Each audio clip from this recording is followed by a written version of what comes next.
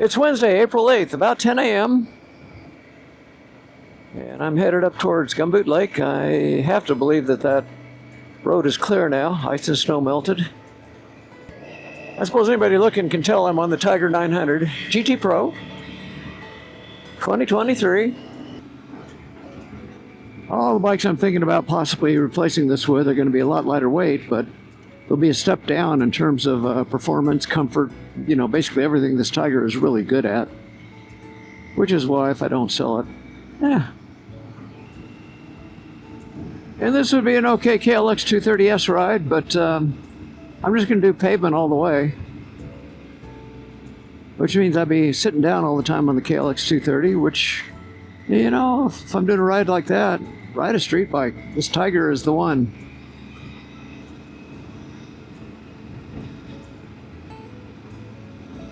Well, this road is a good street bike road, but you need a fairly compliant suspension.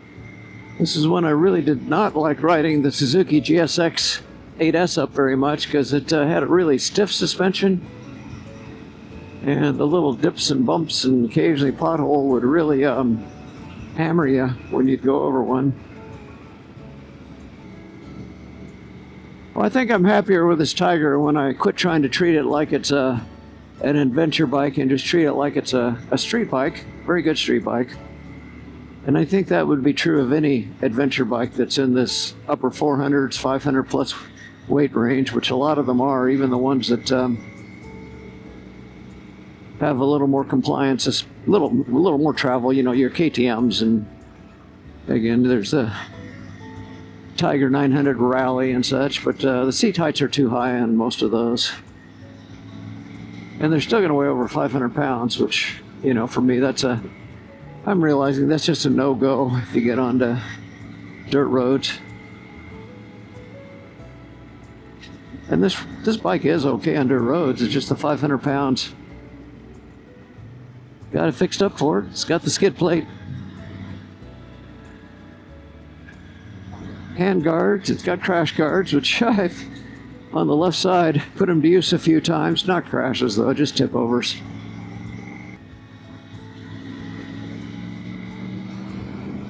I'm always impressed at people that can keep a bike for a few years and then sell it without a scratch on it, just like new, which the former owner of this bike did. But I like to go to interesting places that make tip overs a bit more of a possibility than it otherwise would be. And I got short legs and I'm not real big, which makes a tip over a little harder to prevent sometimes.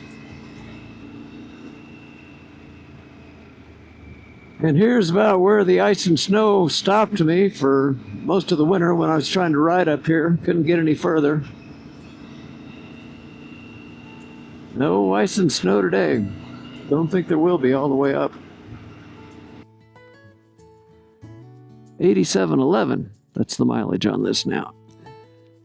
Okay, so I'm walking over towards the Gumboot Lake Dam. There is water coming over it, but it's not coming over very fast. Joline thought, it's going to be roaring over this, but I thought the snow melt had already passed the peak, and that's the case. It has. Now, this dam, they've got some stuff they've written into it. And let's see what we say here.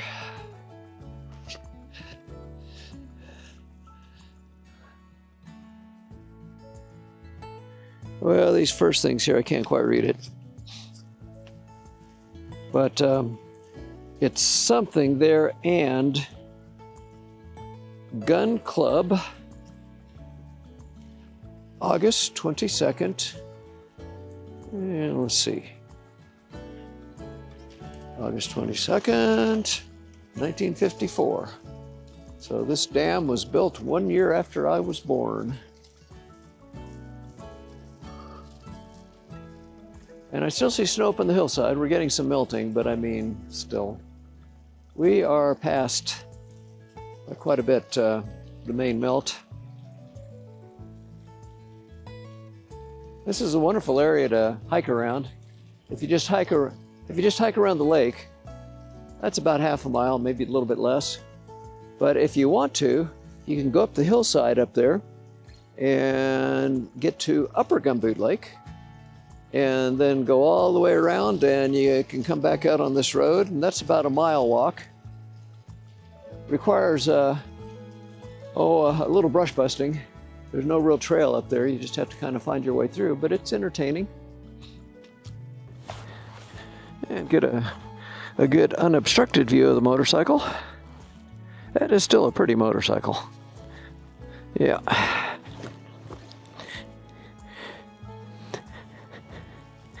I decided I'm not putting the Jivvy panniers on it most of the time when I'm riding it. If I was going to do a really long, most of the day ride, I'd put them on and carry more gear, but for what I'm doing these days, I don't really need to.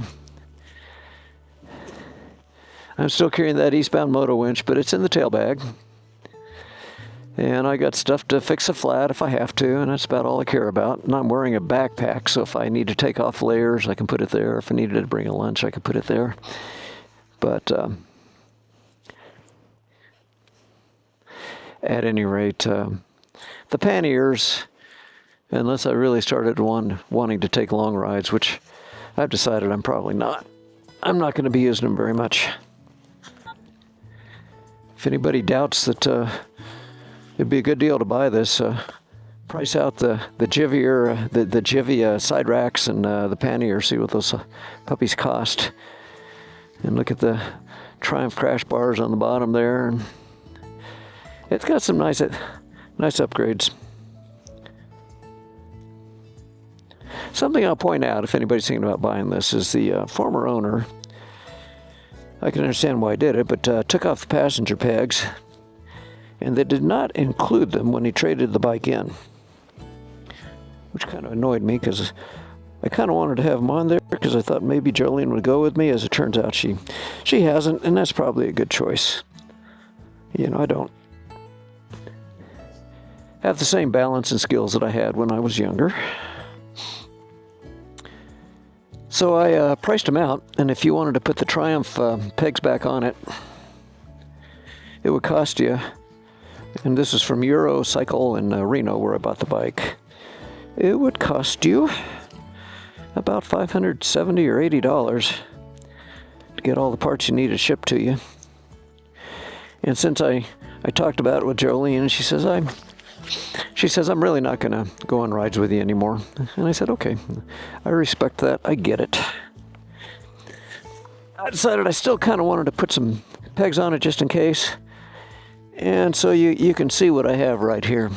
I kind of bought some inexpensive stuff here and kind of bolted them on, made it work. But I think you could ride as a passenger there. I don't think it'd be quite as good as what the stock pegs are. But anyway, there are kind of passenger pegs on it, which could be taken off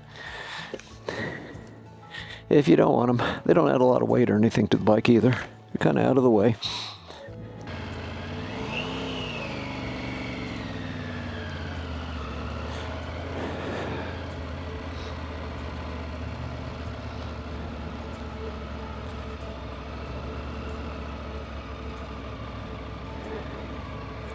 So eventually, if I replace this motorcycle, there are a couple bikes on my list that would probably do dirt roads better than this. I don't know that I would still do much with them, but something like a Kawasaki KLE 500, and then the Honda NX 500, and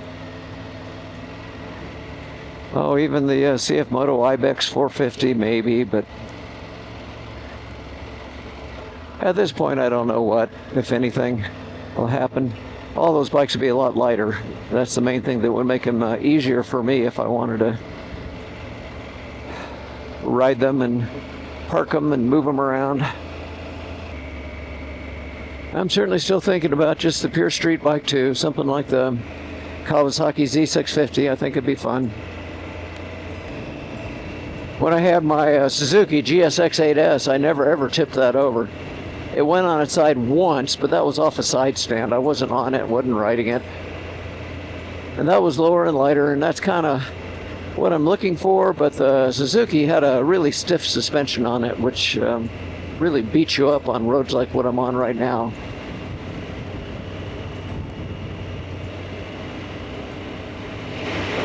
And you know, the Kawasaki Z650, there's a little bit of a risk there that maybe it wouldn't do too good on this either, but everything I've read about it, it's got a little more compliant suspension, and I think it would do better on roads like this that are kind of rough. And if it didn't, you know, well, then I keep it a year or two and send that on its way and look for something else again. Keeps me in the game, gives me something to do.